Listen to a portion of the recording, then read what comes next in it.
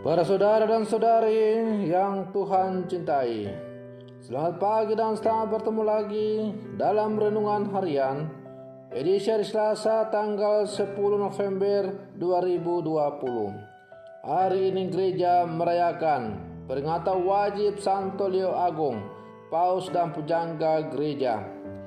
Mengawali hari yang baru ini, kita hendak mendengar dan merenungkan sabda Tuhan. Marilah sebelum kita mendengar dan merenungkan sabda Tuhan, kita berdoa.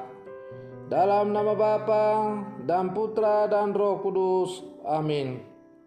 Allah Bapa, benteng pertahanan kami, gerejamu Kau alaskan pada Petrus, batu karang yang tak tergoncangkan oleh serangan kerajaan maut. Semoga berkat doa Santo Leo Agung, gerejamu berdiri tegak teguh dalam kebenaran dan tetap terlindungi dalam damai. Bersabdalah ya Tuhan, kami siap untuk mendengarkan. Terpujilah Engkau Bapa, Putra dan Roh Kudus, kini dan sepanjang segala masa. Amin. Para saudara dan saudari yang Tuhan cintai, sabda Tuhan yang hendak kita dengar dan kita renungkan bersama untuk mengawali hari yang baru ini, sekaligus peringatan wajib Santo Leo Agung, Paus dan Pujangga Gereja, diambil dari Injil Lukas pasal 17 ayat 7 sampai 10. Tuhan sertamu. Inilah Injil Tuhan kita Yesus Kristus menurut Santo Lukas. Yesus bersabda kepada para murid, "Siapa di antaramu yang mempunyai seorang hamba yang membajak atau menggembalakan ternak baginya, akan berkata kepada hamba itu waktu ia pulang dari ladang, 'Mari segera makan.'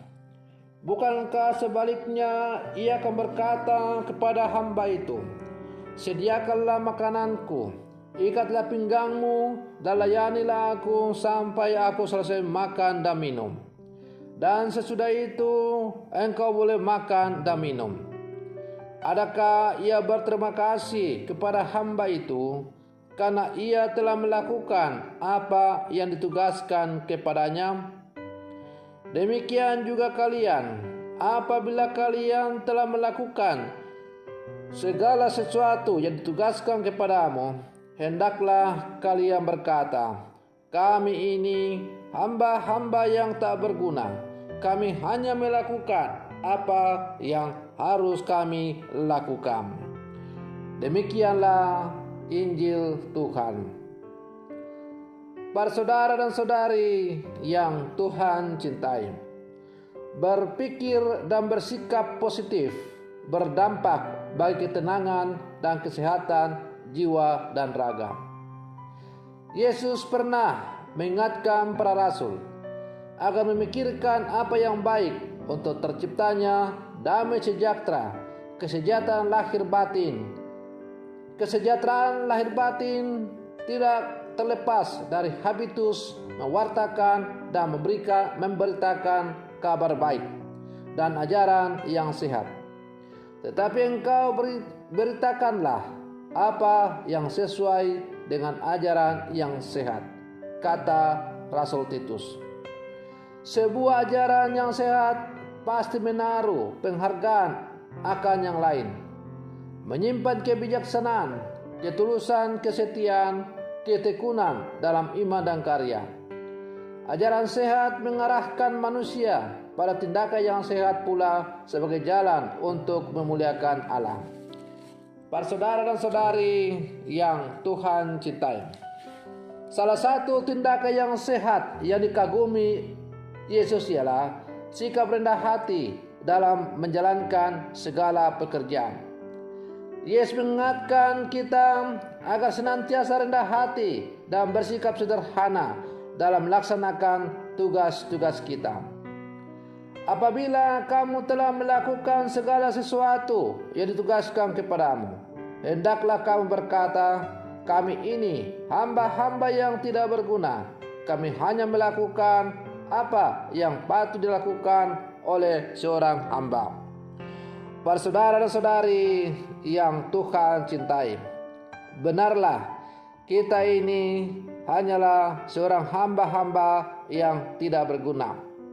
Kita patut bersyukur dan berterima kasih kepada Tuhan karena kita manusia yang tidak berguna ini dipanggil dan dipilih oleh Tuhan untuk menjadi pelayan-pelayannya atau menjadi hamba-hambanya. Maka seorang hamba dia harus taat kepada apa yang diperintahkan oleh tuannya. Maka sebagai pelayan-pelayan Tuhan, lewat tugas dan panggilan kita masing-masing, hendaklah kita selalu melaksanakan apa yang diperintahkan oleh Tuhan kepada kita, dan bukan melakukan apa yang kita kehendaki. Karena itu, doa seorang Katolik yang baik adalah doa yang selalu mengungkapkan, terjadilah padaku apa yang Tuhan kehendaki, atau terjadilah padaku apa yang Engkau kehendaki. Seperti kata-kata doa yang diucapkan oleh Bunda Maria ketika malaikat Gabriel datang kepadanya untuk menyampaikan kabar gembira bahwa ia dipilih oleh Allah untuk melahirkan sang penyelamat. Ia tidak sombong, ia tidak pukul dada, ia tidak anggap diri yang lain itu lebih rendah daripada dia. Tetapi sebaliknya, dengan segala kerendahan hati, ia berkata, "Aku ini hamba Tuhan, terjadilah padaku menurut perkataanmu." Para saudara dan saudari yang Tuhan cintai, kita sebagai murid-murid Yesus yang hidup di zaman sekarang, kita bersyukur dan berterima kasih karena kita boleh dipanggil untuk menjadi pengikut Yesus. Menjadi pengikut Yesus berarti harus siap untuk menjadi pelayan bagi Tuhan.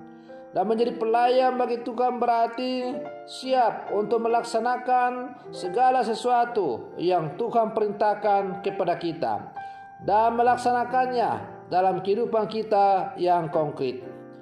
Iman kekatolikan kita tidak boleh hanya tinggal kata-kata atau teori belaka, tetapi iman kita harus menjadi konkret dalam tindakan yang nyata dalam kehidupan kita sehari-hari. Para saudara dan saudari yang Tuhan cintai, semoga kita sebagai hamba-hamba Tuhan semakin layak untuk menjadi hambanya dalam seluruh kehidupan kita yang Tuhan masih anugerahkan kepada kita. Dan mari terus kita melakukan tugas kita sebagai seorang hamba. Semoga satu kelak nanti kita akan mendapat jawaban dari Tuhan. Hai hambaku yang setia, engkau telah setia dalam perkara-perkara kecil, masuklah dan nikmatilah hidup berbahagia bersama dengan Tuhanmu. Semoga demikian. Selamat pagi, Tuhan Yesus memberkati.